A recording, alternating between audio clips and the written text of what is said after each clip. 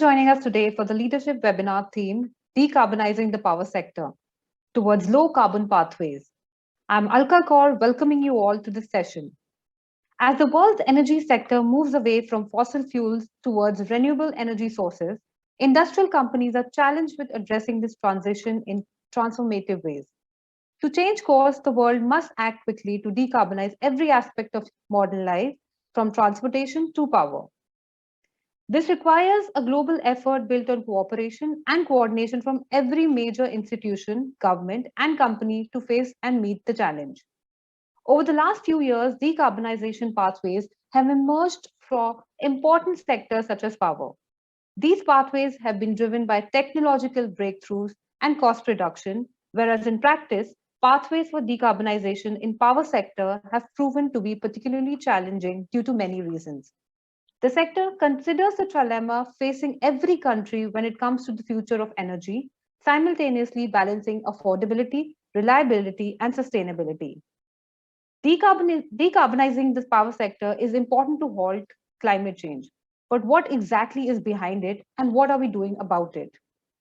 Today's discussion points will include what technical developments are making decarbonization more feasible, decarbonizing the power sector, recommendations for energy sector companies to decarbonize, zero carbon power generation, gas-based power generation, accelerating the energy transition with a combination of renewables and gas power. Today, we are elated to be joined by a panel of renowned business leaders from different sectors to explore how companies can identify and build the action plan for their business with low carbon sources, gas as priority action. To explore how companies are paying special attention to governance issues and working on ESG strategies. Ladies and gentlemen, join me in welcoming Mr. Shailesh Kumar Mishra, Director, Power Sector, SECI, Mr. R. Lakshmanan, Executive Director, REC Limited, Mr. Deepesh Nanda, CEO, Gas Power, GE South Asia, Mr. Binu Parthan, Head of Regions, Country Engagement and Partnerships, IRENA, and the session will be moderated by Namrata Rana, Director, Strategy and Brand, Futurescape India. I request the guests to post their questions in the Q&A window below, and if time permits, we will take up the questions towards the end of the session. Now, without further ado, I now invite Namrata to take it from here. Over to you, Namrata.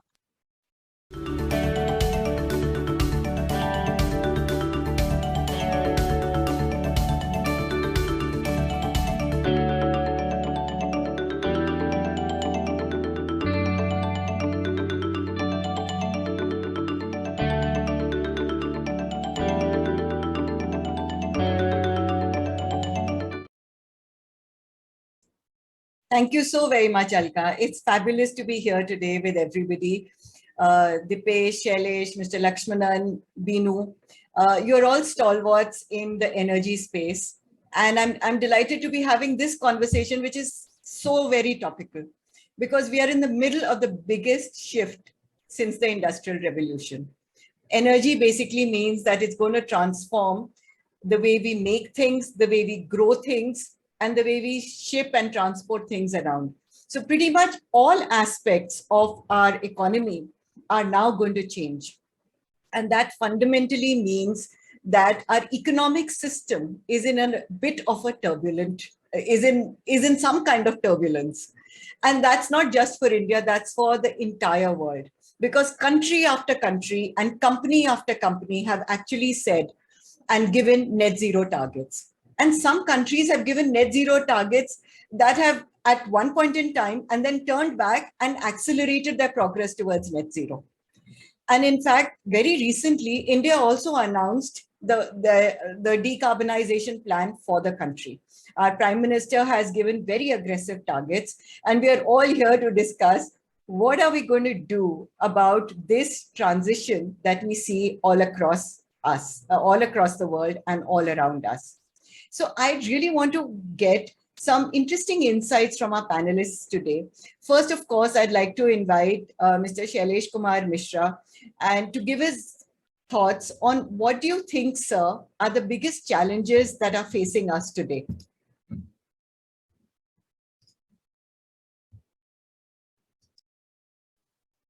Thank you. And it's really the topic what has been selected regarding decarbonization, and the most of the important issues being discussed across the world, energy security and the decarbonization.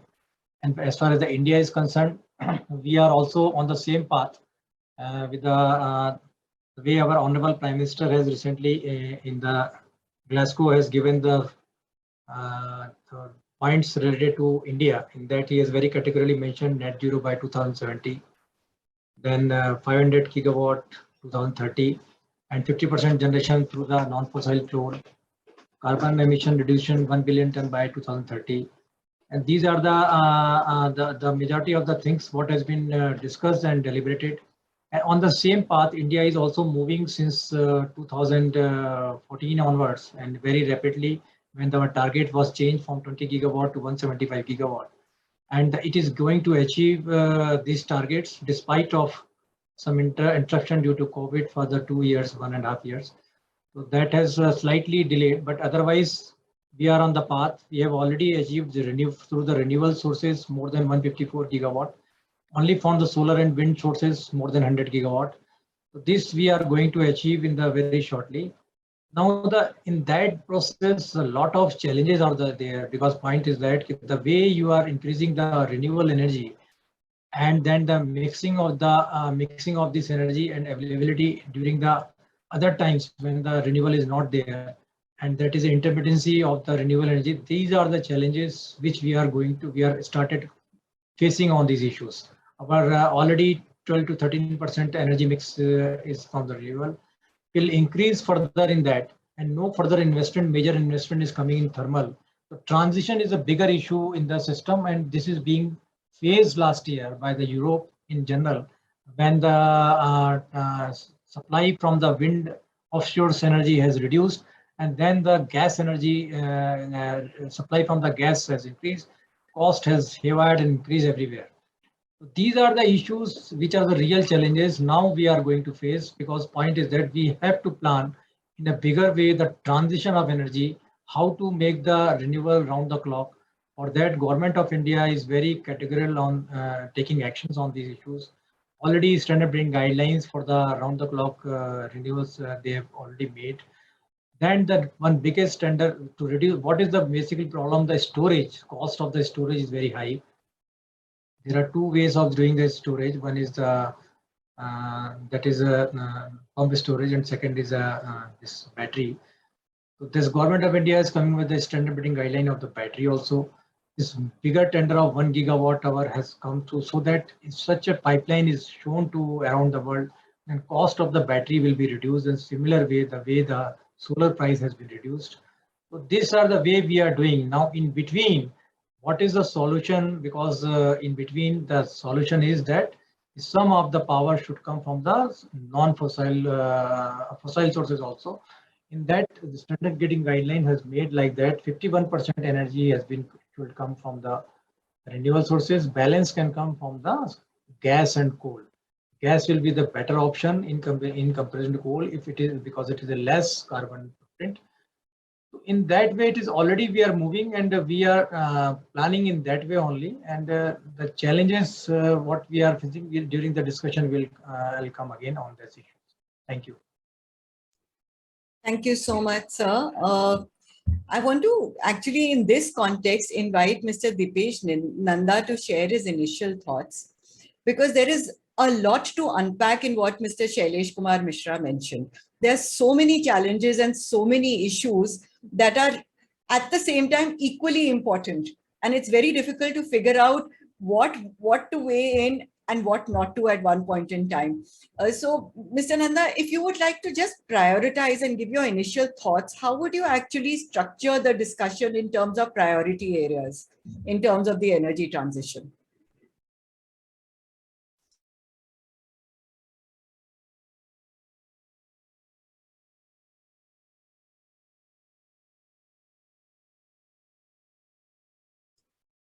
Mr. Lakshmanan, would you like to take that, please?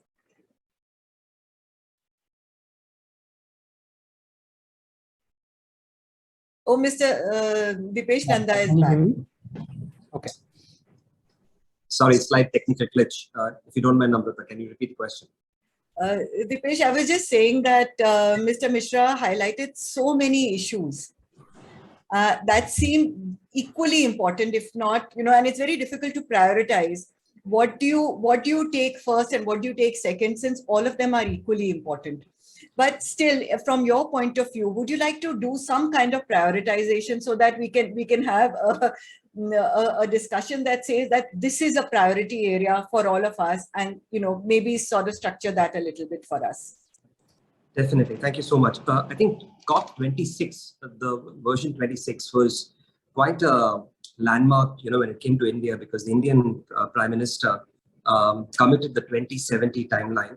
And I thought that was one of the top takeaways for all the countries that a large country like India that contributes to the environment finally has made a date-based commitment as to by when will we get to net zero. The next point is that we play to scale. We're going to expand our renewable capacity up to 500 gigawatts by 2030, which is great news. To what Mishra ji said, that adding of renewable brings with it other issues in terms of intermittency and how do you balance it. While doing so, I think we need to keep in mind the element of cost, because if you don't keep in mind the element of cost, then it will not be practical for the Indian consumer. And hence the issue is on how do you achieve your goals to achieve net neutral by 2070 and do that in an affordable manner. The advantage that we have, Namrata, is that we play to scale. So if you add 450 to 500 gigawatt of wind and solar capacity, the cost of adding wind and solar will continue to come down. Along with that, the mandate is to go completely green. And I agree with Mr. Mishra that the government has been playing on the front foot in terms of coming up with the right policies. Like, for example, the green hydrogen policy is a step in the right direction. So now let's assume that at this scale, if electrolyzer manufacturing begins in India in a meaningful way, and there are some large players who are actually getting into this, then the cost of the electrolyzer infrastructure should start coming down. And if that happens, then you could well convert water into hydrogen through the electrolysis process, and that hydrogen can be fed to gas turbines to generate a total ecosystem of green electricity. Now, one might say that today the cost of hydrogen is expensive, but my hunch is that just given the scale at which we will need to operate, the economies will kick in a fashion where hydrogen becomes affordable, and then you'll convert what currently is a variable cost model when it comes to any thermal source, which is the cost of fuel, will probably get converted into a fully flat cost-based model where it's only the fixed element that we work upon. If this were to happen, I think India can take a leadership position in terms of building renewable energy, addressing intermittency of the grid by getting a flexible source like gas-based power. And the input source to the gas-based power can be replaced from natural gas / LNG to hydrogen. And all this can be done at scale, reduce cost. If this idea resonates with the speakers, I'm sure this is one sure shot method for us to solve this. But it will take time. It will need large investments. It will need support in terms of policy. I have no reasons not to believe why this will happen, because the government has been extremely supportive in terms of announcing the right type of policies. And now it's up to large companies like ours, to step a foot forward and then to implement a few pilots to test the proof of concept, and then from there to scale it up. Thank you, Deepesh. That was really interesting. And you touched upon a couple of very important financing points. And so that's the right time for me to call in Mr. Lakshmanan and ask him, sir, what are the issues in financing the transition that we need to make, both at the public, the public sector level and at the private level? What are the issues? What are the challenges that you see going forward? So, that's a very relevant and important point. If we have to go through this transition, it's important that we have a right framework for investment and for the lenders to finance. So in that aspect, in terms of the renewable sources which are coming in, to have a right kind of financing, for example, like REC as a financial institution has been aggressively looking at supporting the government's goal in terms of supporting the renewable financing. wherein like we have been able to support very low tariffs. Like over the last few years, we have been seeing the bidders are more and more aggressive. So for them to be aggressive in their pricing, it has to have appropriate return on equity and the lending cost going hand in hand with that kind of pricing structures. So in that, like we have been able to facilitate the industry with longer tenure of loans. Normally, like it used to be a 15-year loans. Now we have gone up to more than 20 years in case of renewable sector loans. And we are also in touch with the multilateral financing agencies for creating separate lines of credit for renewable, which are at a cheaper price as compared to the typical lending rates that are available. And we have come up with exclusive products for construction financing, wherein the risk is high. Once the construction is done, then the companies are able to tap international green bonds and other sources, which are keen once the projects are commissioned, where they can step in at much lower rates, but they're not willing to take the construction risk. And other key thing which we have pitched in with is kind of funding the manufacturing also, where the Indian companies are setting up solar manufacturing plants.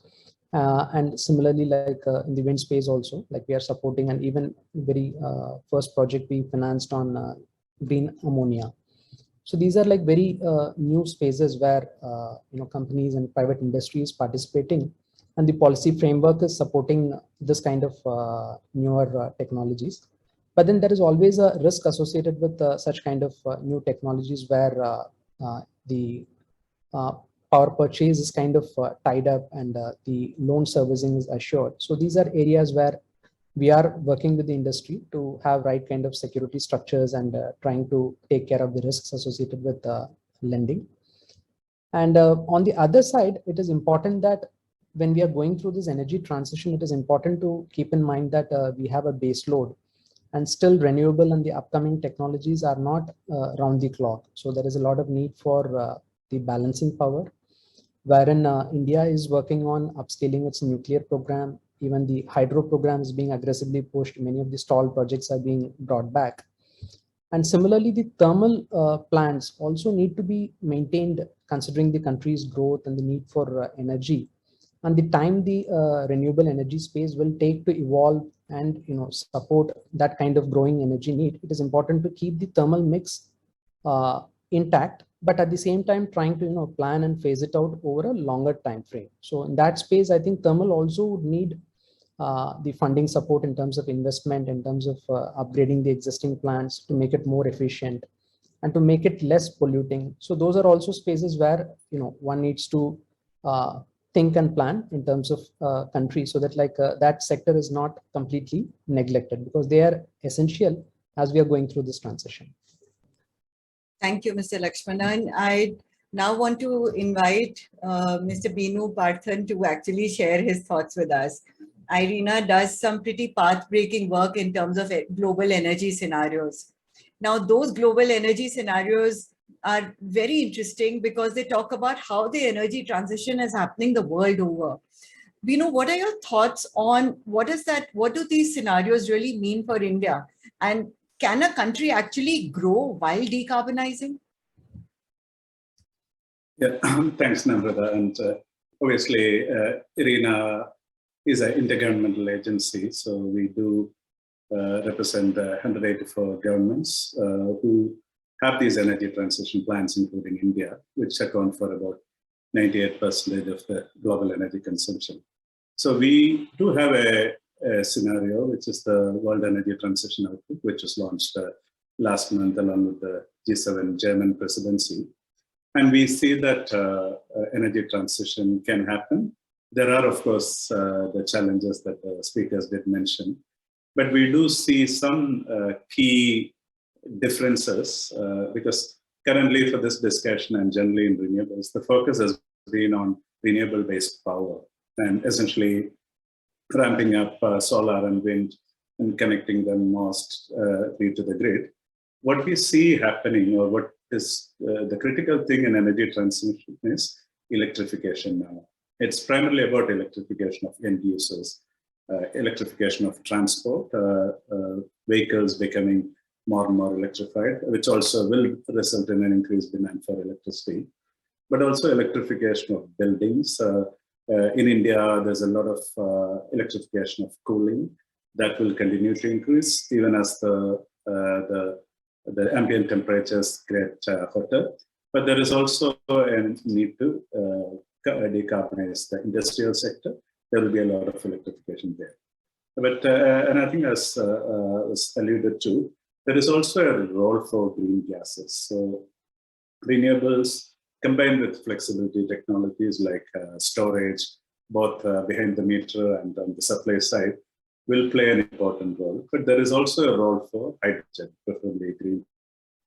So certain sectors like aviation, navigation, and also some industries like iron and steel, etc., will need hydrogen to decarbonize. And this hydrogen could also be a power-to-X technology, meaning rather than just storing electricity in electrochemical batteries, hydrogen production can also happen. And as was alluded to by Deepesh, some of the issues around electrolyzer costs need to come down.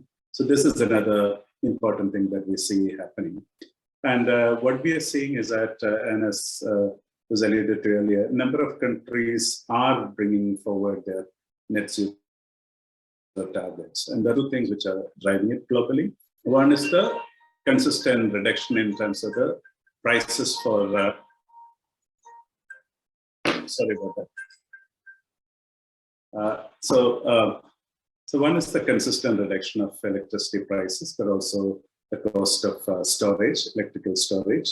But also another aspect which is very evident in Europe is the energy security aspect. 80% of our membership globally is energy secure. They live in regions which cannot supply its own energy sources. So this, the conflict which is happening in Europe is also underlying the role for energy security.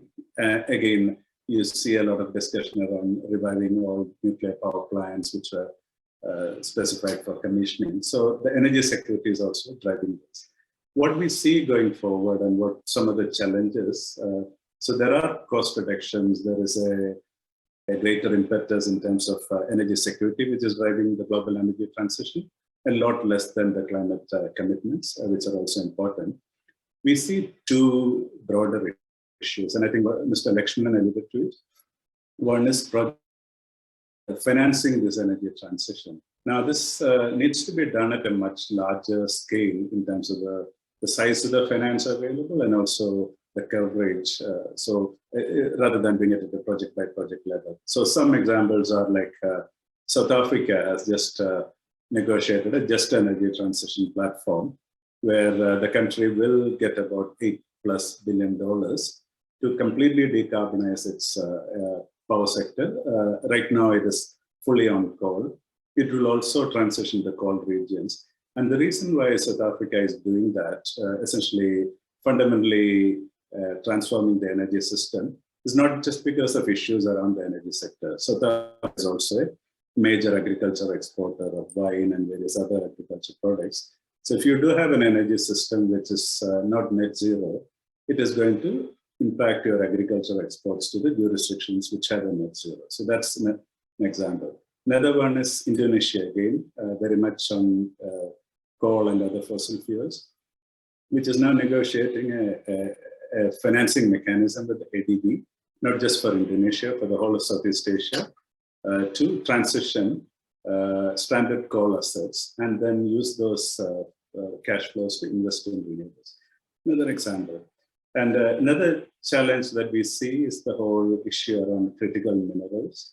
The energy transition will need some important critical minerals like lithium or nickel or copper, but also some rare earth materials like neodymium or dysprosium. So these are concentrated in some countries, and there are requirements in terms of having access to those critical minerals, or maybe even have substitution of those critical minerals. So there is a role for innovation there also. So what we see is that the outlook for the energy transition is very clear.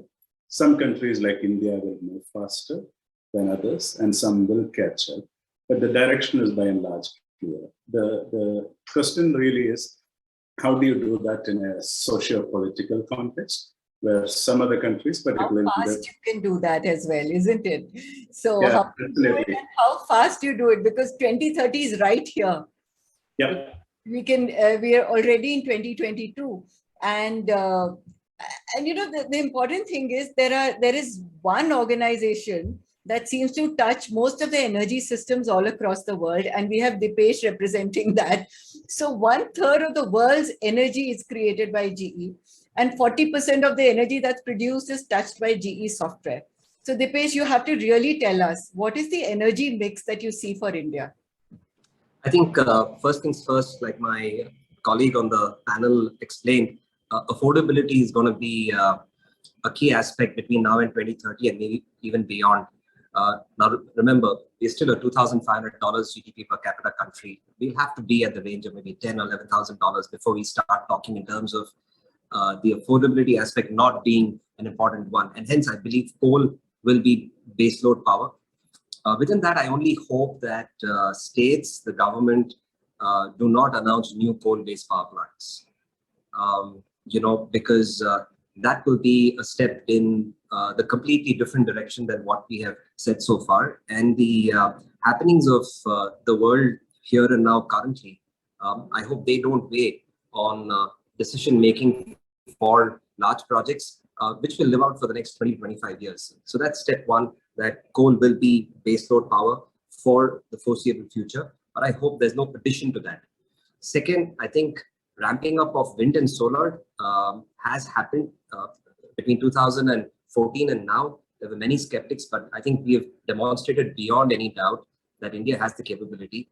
Within that, what's happened recently is our own domestic manufacturing of things like solar panels and wind turbines.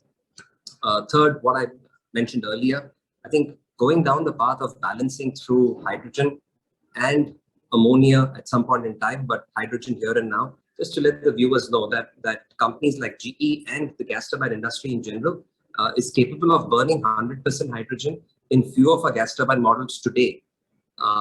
The challenge then is to reduce the cost of the hydrogen, which I explained earlier, is possible if you manufacture to scale. That will occupy a significant portion of our energy mix. And then if small nuclear, which is another interesting facet that's being discussed these days, when I say small, in the range of 300 megawatts, if that is something that India kind of looks into, then maybe you'll find space for small nuclear, which will find meaningful addition to the mix. Coal will continue to be the baseload power for India, but I again hope that we don't add to that capacity by announcing any new projects when it comes to coal, because India does have the capability to finance this themselves. If it's international, then I know that there is little or no financing available when it comes to coal. But the fear is that India may just go ahead and announce a few coal-based projects, given the current backdrop, which will be, totally undesirable and against what we have stood for and we have announced to the larger world in terms of our ambitions of being net neutral by 2070. Thank you, Deepesh. So there are many, many challenges. One, of course, is what are the sources of energy to choose. One is, of course, hydrogen, then we have green ammonia, and then there is, of course, green hydrogen in itself, right? So not just hydrogen, we need green hydrogen. Then there are the challenges of, how do we prevent stranded assets? So there's one very big financing issue around that. And at the risk of, overworking the existing assets to prevent, financial losses, that's one very big challenge that the country needs to look at. And at that point, I want to actually invite Mr. Shailesh Kumar Mishra to share with us, so what are the kind of policies and practices that are required for India to have green energy at scale? Because as you know, it's easy to do pilots. At small scale, a lot of things work very well. But if we need energy at scale and we need it by 2030, we need it quickly, what needs to be done?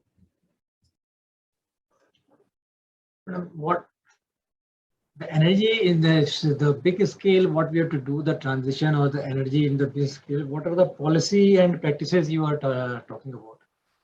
My point of view is that the government, what so far has done, they have done a three framework they have worked. One is the program, they bring so many programs. They brought the rooftop safety scheme, then the Kusum scheme, green energy corridor, solar park scheme, and the manufacturing for PLI. These are the programs state government works. Now you see the impact of the PM Kusum, if it really works out in the shifting of the agricultural load to the daytime. Cheap energy power, what the subsidy is being given by all the state government, that gets reduced in a big way. That really big portion. All the states are now realize this point, and they, because I am interacting with the states, one or two states we are working, they are very closely started working on this Kusum scheme. This is the major changes on the big scale is going to change, where the load is shifted for the daytime so that your balancing requirement of the evening will also get reduced. That is what the economic portion we are talking about, affordability. Now the government works in the second platform, that is a policy intervention, that what this is RPO trajectory they have brought. Up to 2022 it was available. Now the revised RPO trajectory up to 2030 is going to release shortly. That indicates to the states what you have to support to the government of India when they have agreed in the World Forum that this energy transition will take place. Everybody has to be supportive on this. That's make government by the providing the rules and the procedures and implemented through the regulatory commissions.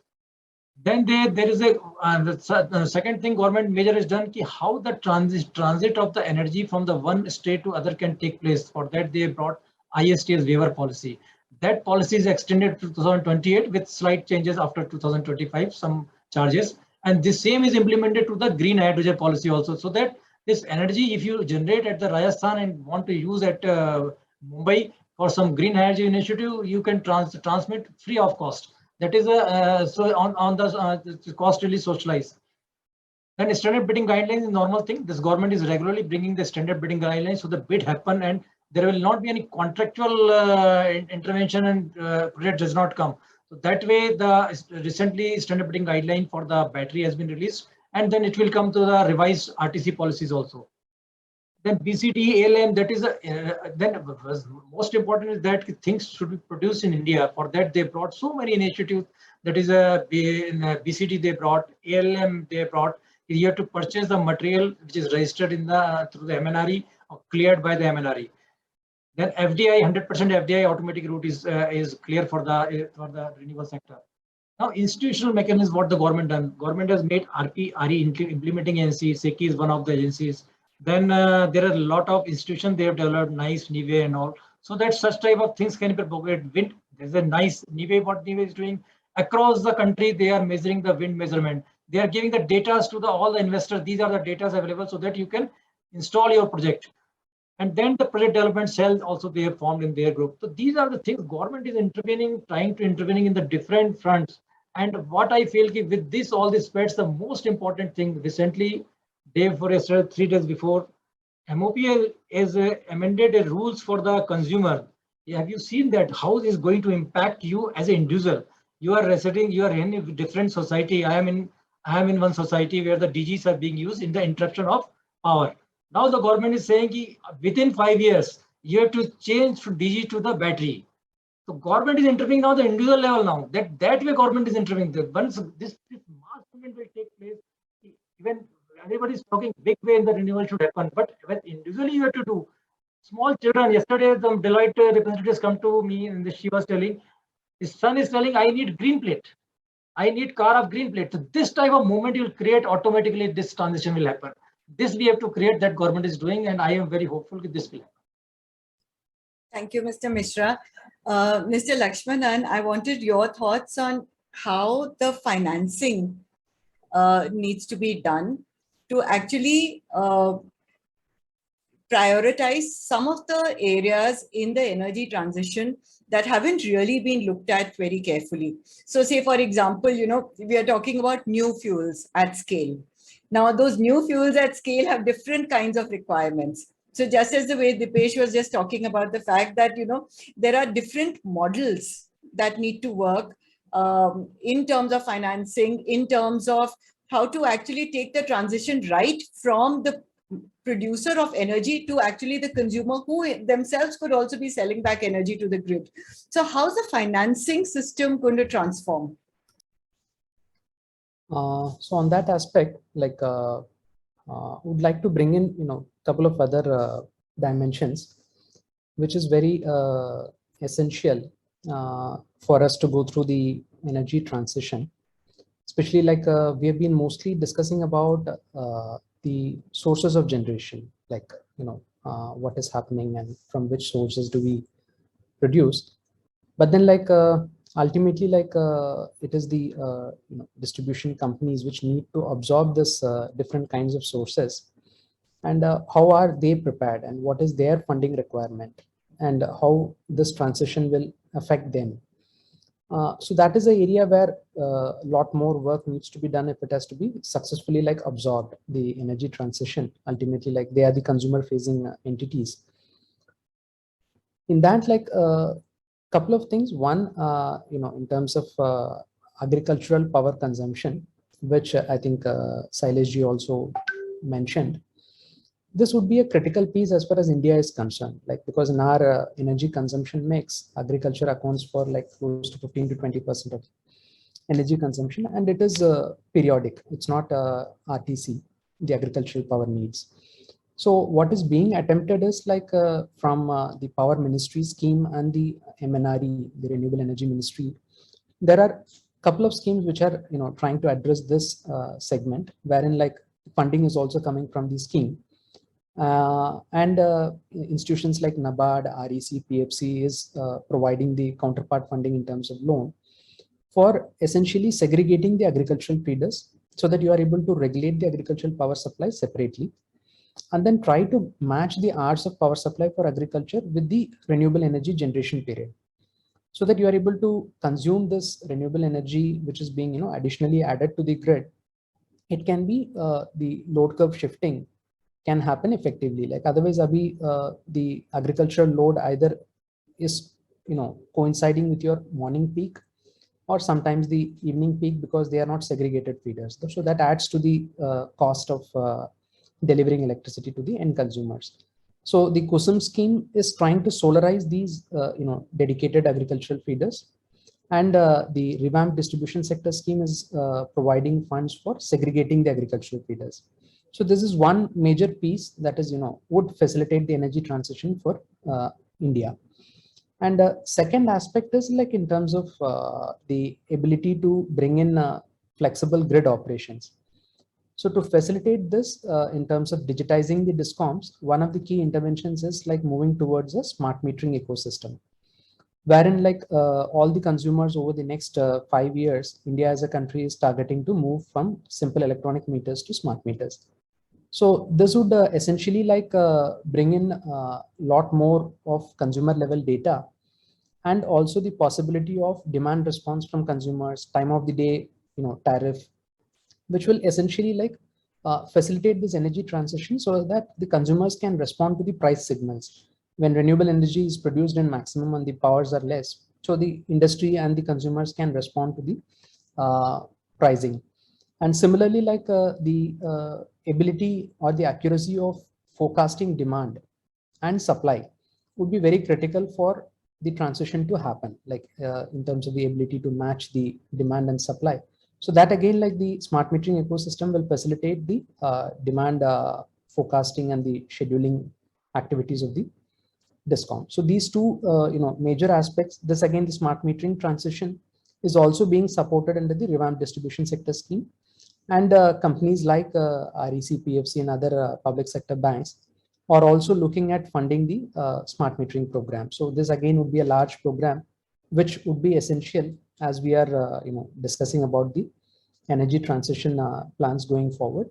And the third thing is like the transport sector. That again is a major, energy consuming sector, which is now moving from diesel to EV. This again, FAME 1 was, so to say, like almost successful, and FAME 2 has started. And parallelly, the power ministry is working with the transport ministry in terms of supporting the electric vehicles, both in terms of the charging infrastructure. So charging infrastructure is one major thrust area where the government program is also supporting the backbone infrastructure. And we as lending institutions are actively like financing electric vehicle projects, especially in the public transport space, where large municipalities and large state transport corporations are shifting their fleets from diesel buses to electric vehicles. We are actively funding such initiatives. So this again would be a space where a lot more work will happen over the next 5 years, and this transition will also be a key piece as we are moving through this energy transition journey. Thank you so much, Mr. Lakshmanan. I really think that the scale of this transition is really massive. Our grid was not designed to take bidirectional flows of energy. It was designed such a long time back, and we've continued with that design. And that's not just for India, that's for across the world. I want to call in Binu to actually, share his thoughts with us on this, that, what is the role of the grid in all this? And what is the role of the consumer? Because consumers are not used to selling electricity back. They're not used to smart meters. It's a very different ecosystem that we are designing now that is to be completed by 2030. Yeah, thanks. This is happening globally, and as Mr. Lakshmanan mentioned, the grid is getting more digitalized and smarter. And in consumers at an individual level, like in demand response or in terms of prosumers, they don't actually make those choices. This could be automated. And so as the grid becomes more intelligent, digitized, then there will be appliances and even storage devices at the household behind the meter level, which could respond to these price signals from the utility. So that's happening globally. And some countries are ahead of the curve compared to others. And I think for a country like India, we need to be conscious of the affordability, which is not the case in, say, this part of the world, etc., where the electricity prices are significantly higher compared to India, etc. So the digitalization of the grid getting smarter is one feature. What is also happening is the role of artificial intelligence and robotics here. So we are seeing in a number of, for example, near here in the Middle East, Israel, the Israel Electricity Corporation has got a very massive artificial intelligence program with grid scale storage, with robotics, etc., to ramp up from what is probably about 11% today to about 30% in the 8 years or so. So a lot of that is done driven by digitalization.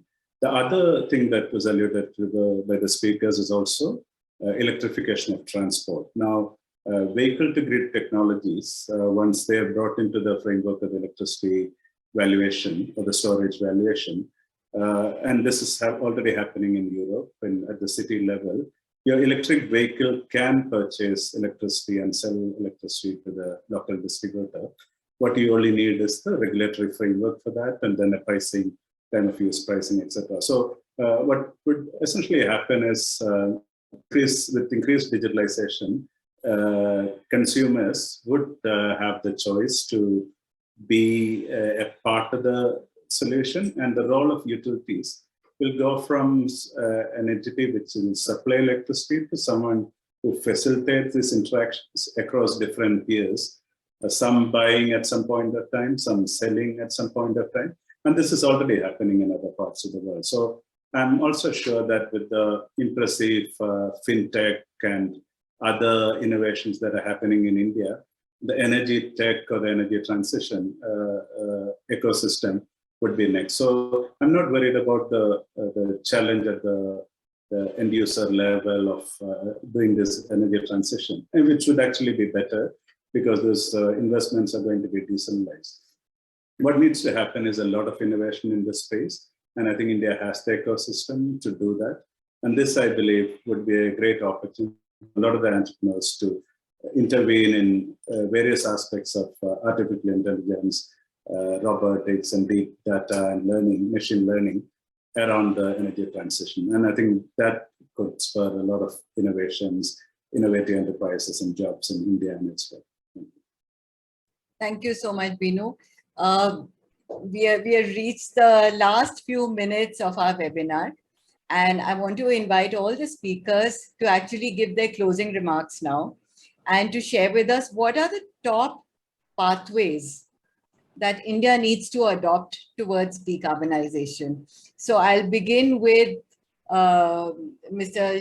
Shailesh Kumar Mishra, then Mr. Lakshmanan, then Mr. Deepesh, Nanda, and back to you again, Binu. Is that all right? Mr. Mishra, over to you, please. Your concluding remarks on today's discussion and on the low carbon pathways that India needs to adopt to decarbonize. As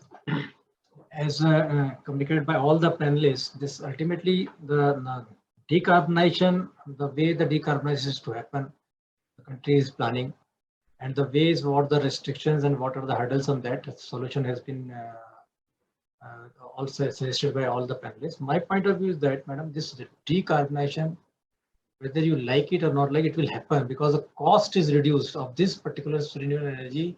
Even if you want to do today tender of anyone, you want to supply the electricity of any type.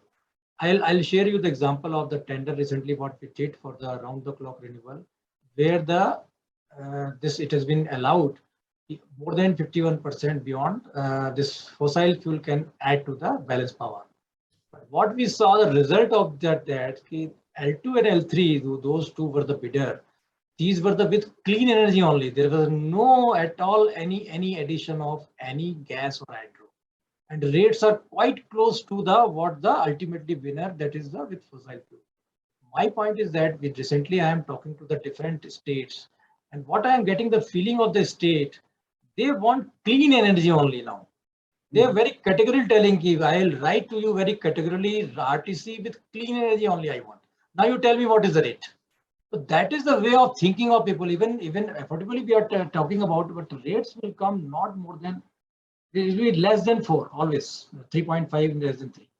That is an affordable price with the clean energy. So we have to understand these points, and sometimes we have to follow the load curve of the state. Why you need 24/7 same power? Your requirement is not like that. You may be needing the less power in the night. You may be needing some higher power someday. So you design tender like that only. We have recently offered one design for the following the load curve of one state. We have designed one tender, and we have offered to the state. And rates are quite attractive, and they are very willingness to take such type of things. The renewal is such a massive possibilities are there. You can do any wonders on this renewal. This will happen without any hurdles.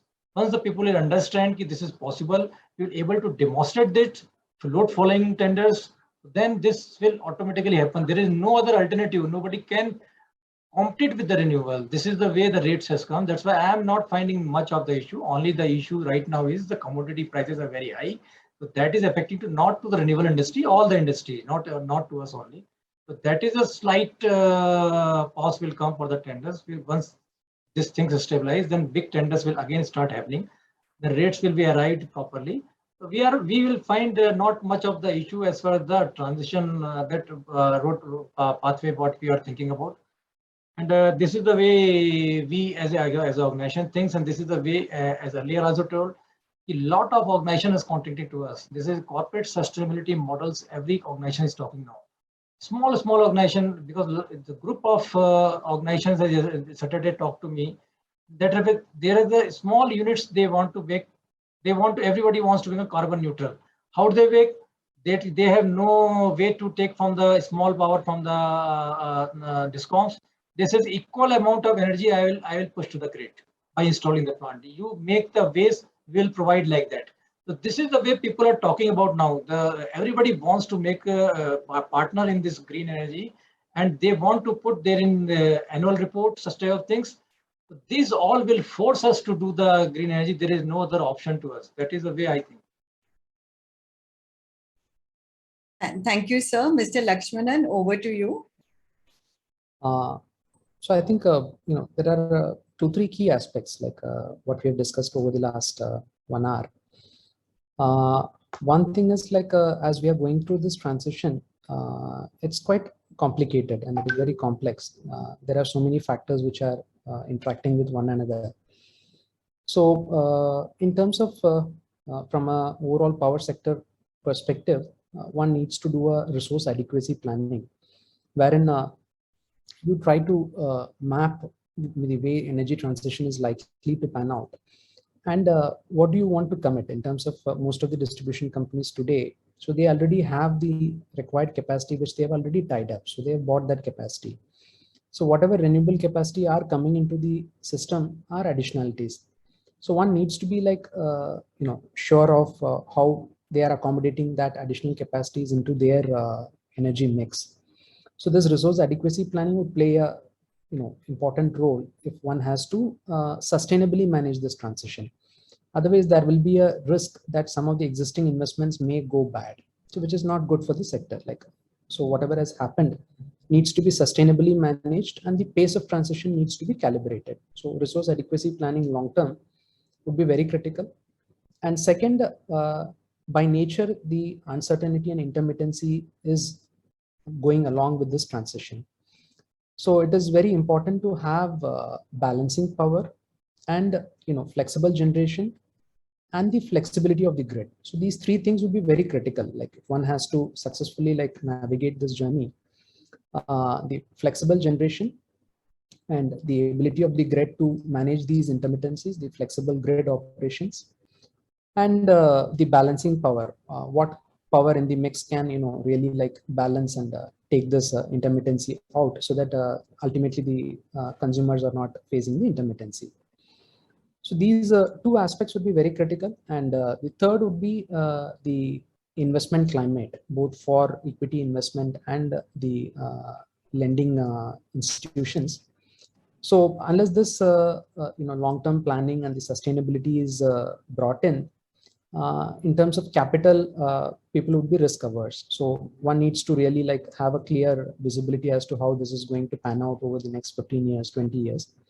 And providing adequate, maybe like in terms of the regulatory and policy framework, where the risks are not clearly like visible, then probably there would be a government support in terms of regulatory and policy framework would be critical for the industry and the lenders and investors to go through this journey. So I suppose like these three aspects would be very critical for us as we go along this journey. Thank you, Mr. Lakshmanan. You're so right. Finance is the glue that holds everything together.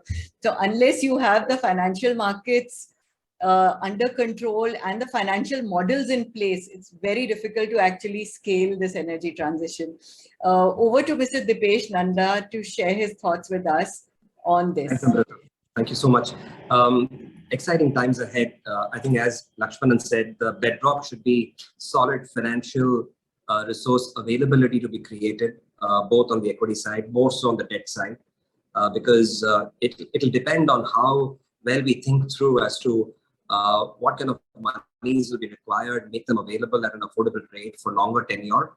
Then these investments will be easier to implement. And then, like how Mr. Mishra says, the country has a solid policy framework in place with a combination of having financial planning done and funds made available, having the right kind of policy in place. And the third part is, where players like GE come in with the right kind of technology. One aspect of the market that we did not cover so far was who will be the early adapters of the green hydrogen-based electricity. And I think there is a market for that in the commercial and industrial space. Something that Mr. Mishra and I last time we met, we spoke that the commercial and industrial space, which is pretty large by itself, they have signed up for ESG norms. And once these large corporations have actually signed up for ESG norms, it becomes mandatory for them to buy round-the-clock green electricity. And there, I would say that the sensitivity to pricing is probably secondary as compared to the need to meet up with all the ESG norms.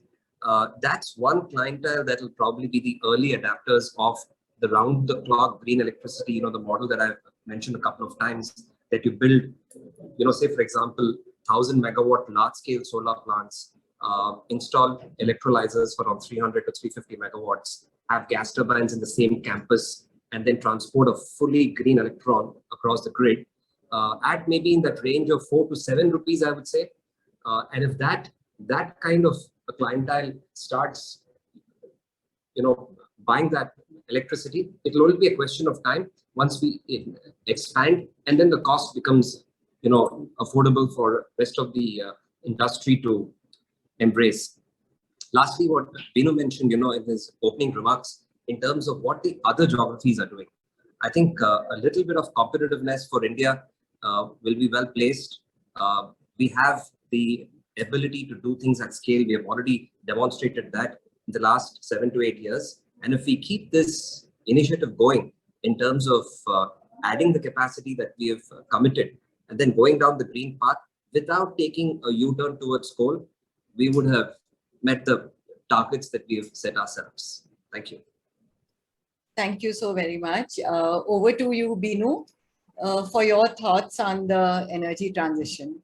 Yeah, thanks. It's very exciting, I must say, to hear a lot of these interesting perspectives. We feel that in India, a major opportunity space for energy transition is electrification of transport, but also power to X technologies, flexibility technologies like electrical storage, power to X like green hydrogen, and also dynamic line ratings, etc. But also I just wanted to pick up on something which the Prime Minister announced in Glasgow. It's the one sun, one world, one grid. Is if you do have regional interconnections with other countries in the region, so each 15 degrees you go east or west, you do have a 1 hour storage which is available. So regional interconnection, although it's very much political, not so much technical, could also be a flexibility solution. IRENA had signed a strategic agreement with India early this year. We're having close discussions with the government these days, and so we will make some announcements in the coming days or weeks. But we do hope to support India's green hydrogen roadmap. We also would work with India to support on the industry decarbonization. And also, very importantly, all these energy transition will need skills development.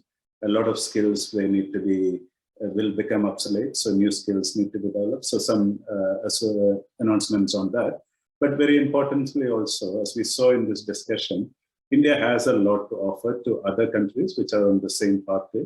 So one of what IRENA would plan on doing with the government of India is making some insights and expertise available to other countries in other parts of the world which are on the same path. So we remain very optimistic. We believe that the future for India is going to be electric, end-use electrification, transport, storage, flexibility, etc. And we remain very positive on the prospects for India on net zero pathways. Thank you. Thank you, Binu. So that was really nice to hear that the future is electric. I'm sure that is true. But I've also learned many things from our discussion today. One, of course, is that net zero is about skills, it's about jobs, it's about financing, and it is about digitization of the grid at scale. And it's also about innovation, because at the end of the day, we are talking about new energy, new fuels, and many, many different techniques and processes that Deepesh mentioned to us in terms of the new models that they are exploring. And Mr. Mishra talked about, fascinatingly, about the new policy perspectives that are being brought to the table. Mr. Lakshmanan talked about financing in very many different ways. And Binu, you shared the international perspective with us. So a fascinating learning session for me. Thank you all very much for being with us this afternoon. And really hope that we gallop towards 2030 and we look back and say that this was the time that we made all the important decisions in the right way to ensure that India actually grows fast, we keep up to our growth targets, at the same time we decarbonize as well. Thank you so much. Over to you, Alka. Thank you, Namrata, for taking us through such an enlightening session. It was an absolute pleasure to listen to such a fantastic discussion. Thank you everyone for joining the Leadership webinar.